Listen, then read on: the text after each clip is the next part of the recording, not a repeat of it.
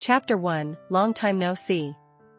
The square incandescent light fixture above flickered intermittently, as it slowly cast its glow, while the steady beeping of the heart monitor below pulsed rhythmically. The faint smell of disinfectant filled Ivory's nostrils, awakening her from the white hospital bed sheets. As she reached to brush away the tangled hair from her eyes, she realized her hand was tightly clasped by a wrinkled, withered hand. Following the 4-tube with slightly resumed blood flow back, she noticed her mother's face looked much better than it had last night. Ivory carefully withdrew her hand and sat up, feeling the emptiness in her stomach and the dizziness in her head. Standing slowly, her vision momentarily blacked out. She knew it was due to the poor sleep and irregular meals of the past few days. She pressed the call button. Soon, a nurse walked in, her Filipino face weary, seemingly just off a night shift. "I'm sorry, it's time to remove the 4, the nurse said apologetically. She then removed the 4-tube, leaving a small catheter in Ivory's mother's hand. As the nurse was about to leave, Ivory noticed her mother had awakened. Hurriedly sitting back down in the bedside chair, Ivory asked, "Mom, you're awake? Do you want to rest a bit more? Are you hungry?" Ivory's mother, Murphy, smiled and shook her head. "Child, I love you, but this illness has burdened you and your family for too long. If it becomes too much, I want to let go." Before Murphy could finish, Ivory interrupted with a pained expression, "Mom, you mustn't give up. You're my last anchor in this world." Murphy replied, "It's not just me. You have your husband, your family, and one day you'll have children to watch grow, just as I did. Then we fade away, and the children grow. That's life. We shouldn't grieve anyone's departure, we are all just passing through your life. Enjoy today, wait for tomorrow, forget yesterday." Ivory anxiously replied, "Mom, don't scare me like that. It sounds like you're about to die. But you're only in the mid-stages of breast cancer, there's still hope for a cure. You can't give up." Murphy lovingly stroked Ivory's cheek and golden hair. "Child, I'm just reflecting. It reminds me of when your grandmother was gravely ill. She said similar things." Ivory sighed, "You rest a bit more. I'm going to get some food." As Ivory stood to leave, Murphy said, "Nathan is getting out of prison today. If you can, go see him. After all, you are husband and wife." Ivory didn't respond to her mother's words, only sighed. In the past 3 years, she had aged 10 years. Her husband was imprisoned the day before her mother was diagnosed with breast cancer. After protecting a woman from harassment at a bar, he accidentally killed a thug and turned himself in for involuntary manslaughter. For 3 years, Ivory had been running around for her mother's medical expenses, exhausted. She knew Nathan's character and didn't blame him for helping, even if it landed him in prison. But the burden of life gradually wore her down.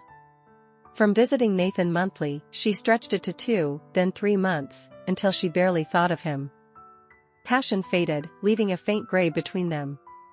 So when she heard about Nathan's release, she felt no emotion, no expectation of help. 3 years had worn her emotions thin, but her life had to go on. She stepped into the elevator, pressed the ground floor button, intending to grab a bite at Denny's across the street. It was 2:23 p.m. on a Sunday. After some more time with her mother, she would go home to rest and prepare for work tomorrow. Oh. She needed to tidy up Nathan's room. Despite her lost passion, she still felt her duty as a wife. She would change the bedding, though she hadn't found another man nor planned to accept Nathan back for now.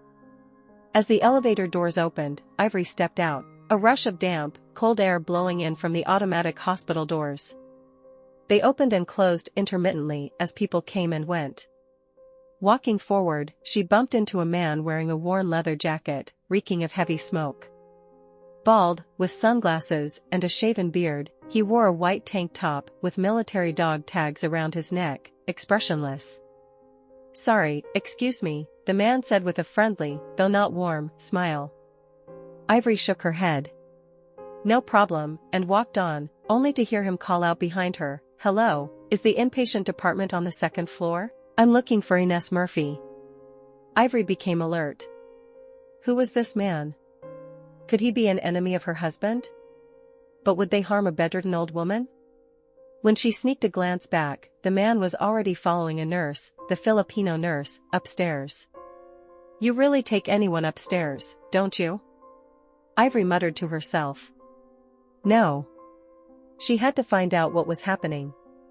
She couldn't let her mother be in any danger. She quickly typed 911 on her phone, ready to call if needed. Ivory followed them to the ward, waited until the nurse left the room, then pressed herself against the door to eavesdrop. The conversation was halfway through. I know. I don't have the courage to face Ivory. I love her, I miss her, but I have more important things to do. A deep voice said, increasingly familiar. It was Nathan, her husband. Then her mother's voice, Nathan, you're a good boy. My time is short. Ivory needs you, just like you vowed on your wedding day, to be together in sickness and health, through wealth and poverty. I know, Mother. But I'm afraid to face her. I need to do something first. Here's something for Ivory, keep it safe for her. Please keep this visit a secret, Nathan whispered. They must have embraced briefly, followed by the sound of footsteps leaving the room. Ivory quickly stepped into another room. Once the footsteps faded, she turned and found a neighboring patient staring at her. Bitch, get out of my room. Sorry, Ivory apologized awkwardly, hurrying back to her mother's room. Murphy smiled at her. Nathan came back. He's still the same. She pointed to a canvas bag on the bedside table. He left this for you, it had some black grease stains and a strong smell. Ivory opened the bag to find stacks of $20 bills, not filling the bag but more than halfway. Why so much money? Is it all from Nathan? She exclaimed. Murphy smiled gently. Nathan feels very guilty. He's too scared to see you. Call him, child. Ivory thought of the man from earlier, the smell of smoke, sunglasses, stern face, shaved head. She needed to calm down. This money came at a crucial time. She wasn't materialistic, but she needed financial support desperately. Nathan, her husband of 2 years, had silently resolved her immediate crisis. Back downstairs, she passed patients waiting in the ER, scattered on U-shaped chairs. They were awaiting treatment. At the automatic doors, the damp, cold air blew through, tossing her hair. The wet asphalt, the sparse, broken palm trees swaying, cars passing in the distance, she took a deep breath, the cold air filling her lungs, a feeling rekindling within her. She wasn't sure if she should call. She knew once she did, her emotions would spill out uncontrollably. Ivory shakily pulled out a pack of Marlboro Reds from her pocket, a counterfeit bought from a Chinese vendor.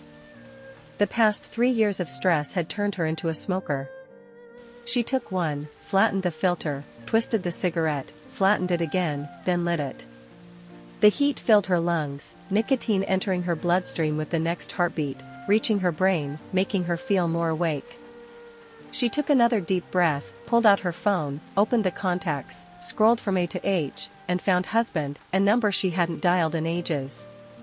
At this moment, she almost hoped the number was disconnected, giving her an excuse to avoid the flood of emotions. A temporary escape. Hello. Ivory. Long time no see. Just as she was about to hang up, Nathan's deep, gentle voice came through, feeling so distant. The cold air, wet pavement, the reflected sunlight grew blurrier. Tears filled her eyes, and she collapsed, sobbing into the phone. For 3 years, she tried to be strong, working any job she could, bearing the family's burden. She became a stranger to herself, with too many grievances, nowhere to turn. In a moment, her emotions overflowed, releasing 3 years of pain and struggle. On the other end, Nathan kept saying, "I'm sorry." The cold water on the asphalt seeped into her pants, grounding her from her emotional release. She sniffed, then silence. Too much pain, too much longing to speak. She stood, asked Nathan, "Will you come home tonight?" Just as she would ask when he worked late. "Sorry, Ivory. I have some things to do. Please wait for me. It will be over soon." Ivory laughed bitterly. It's okay. I've waited this long. I can wait a bit longer. She hung up, walked to her Honda in the parking lot. After venting, she felt energized for tomorrow. Her husband would finally return. Leaving behind a lonely shadow for the palm trees, she departed.